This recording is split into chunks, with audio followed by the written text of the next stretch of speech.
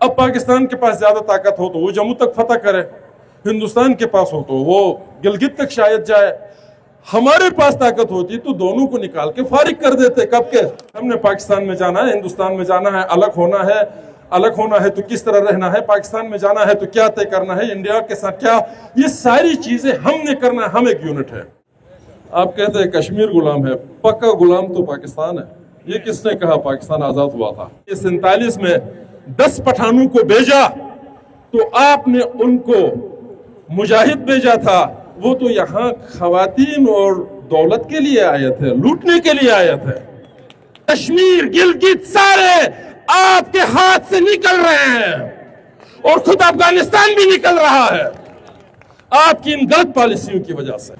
یا ایون دن ہندوستان میں گاندھی جی کے رویے سے بھی کوئی آزادی ملتی ہے؟ یہاں کلشنکوف اور یہاں پر بم دھماکوں سے کسی کو آزادی نہیں ملی ہے، کسی بادشاہ کے دستخط سے کسی قوم کو آزادی نہیں ملتی ہے، اس کے لیے خون بہانا پڑتا ہے جس طرح مقبول بٹ شہید نے بہایا ہے۔ ہم آپس میں مل کے آ جا نہیں سکتے ہیں تو ہم قوم کیسے بنتے ہیں؟ ہم ایک علاقہ، ایک ملک کیسے بن سکتے ہیں؟ اور مزے کی بات یہ ہے، گلگت کو راستہ بنانا تو کیا آپ نے مظفر آباد سے میرپور تک جہلوم ویلی سے کوئی ایسا روڈ بنایا ہے کہ میرپور کا آدمی اپنے کیپٹل مظفر آباد ڈائریکٹ آ جائے؟ آپ کا اپنا پریکٹیکل کیپٹل جو ہے وہ پنڈی ہے، آپ بات کرتے ہیں گلگت بلتستان کو اپنے ساتھ ملانے کی، یہ کیسے ہو سکتا ہے؟ پہلے اندر کچھ کرے۔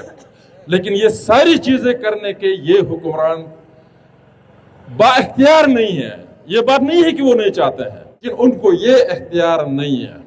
یہ ایک کنٹیجنسی کی ملازمت ہے جو شہباز شریف صاحب کو پاکستان میں دی گئی ہے اور 47 سے آپ کے وزیر اعظم کو دیا گیا ہے۔ کوئی ایک کی بات میں نہیں کر رہا، اور وہی کام سن 2009 سے گلگت میں شروع ہوا ہے، اور یہی کرو گے تو گلگت والے آپ کے ساتھ نہیں آئیں گے۔ وہ ساتھ میں دیکھتے ہیں کہ اپنے جیسے لوگ جو نیلم میں رہتے ہیں وہ خود عذاب میں ہیں، تو وہ کون سا سکردو اور گلگت سے آپ کے ساتھ آنا ہے؟ کشمیر کم تقسیم ہوا، اصل تقسیم تو یہ ویلی ہو گئی، اس دریا سے اس طرف انڈیا اور اس طرف پاکستان۔ سب سے زیادہ نقصان میں تو آپ لوگ گئے۔ ہم زور دے تو کہتے ہیں یہ اسلام کے خلاف ہے، آپ یہ مسلمانوں کے، تو تم نے جو اسلام کے غیرت میں جو کچھ کیا اور مسلمانوں کے حق میں رزلٹ کیا آیا ہے؟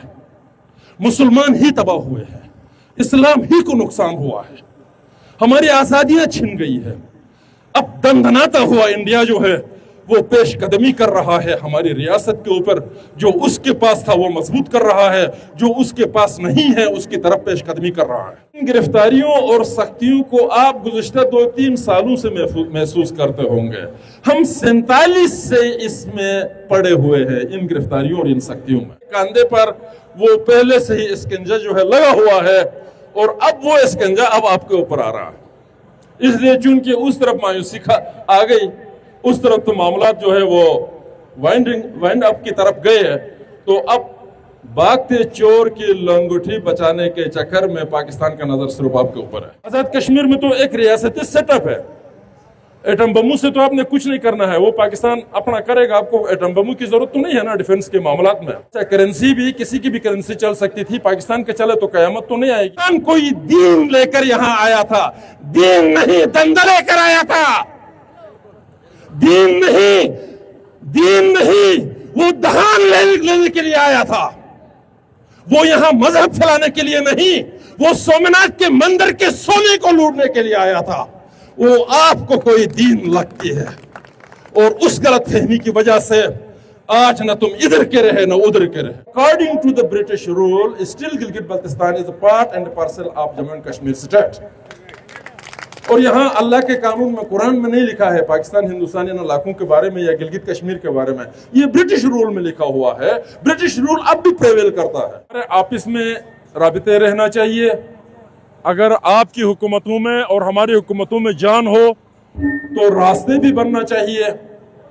خاص کر یہ شونٹر کا جو مسئلہ ہے اس کو آپ بھی اٹھا لیں، ہم اٹھاتے رہتے ہیں، ہم ایک لمبے عرصے سے، اور حکومت پاکستان کی بھی ضرورت ہے۔ یہ نہیں ہے کہ اس سے کوئی پاکستان کے خلاف کوئی سازش ہوگی، اس شونٹر سے نہیں، ان کی بہتری میں ہے یہ کام، تو لہٰذا یہ کام ہم کریں، وقتاً فوقتاً ہم آپس میں ملتے رہے، ہمارا آپس کے درمیان ایک کوارڈینیشن ہو، ہم اسمبلی میں ہو یا باہر ہو، ہم آج کی نسل نہیں، آنے والی نسل میں بھی، آنے والے وقت میں بھی ہمارے آپس میں تعلق ہونا چاہیے۔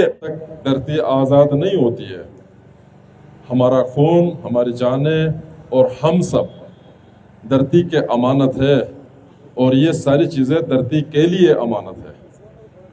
تو لہٰذا مقبول بٹ شہید، اللہ ان کے درجات کو بلند کرے، اور اس دعا کے ساتھ کہ ہمارے نوجوان نسل کے اندر، ہمارے لوگوں کے بیچ مقبول بٹ جیسے لوگ پیدا ہو، مقبول بٹ کے نقش قدم پر چلنے کے اللہ سب کو توفیق دے۔